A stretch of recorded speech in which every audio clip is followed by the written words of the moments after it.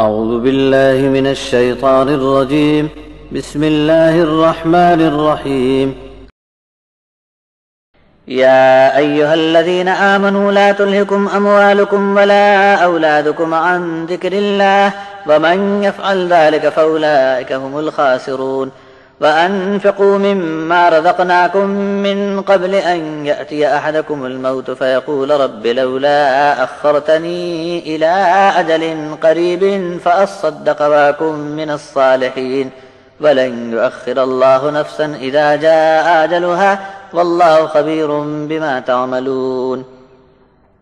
اے ایمان والو، چوکنے رہو کہ تمہارا مال اور اولاد تم کو اللہ کے ذکر سے غافل نہ کر دے۔ جو کوئی اللہ کے ذکر سے غافل ہوا تو ایسے لوگ خسارے میں رہیں گے۔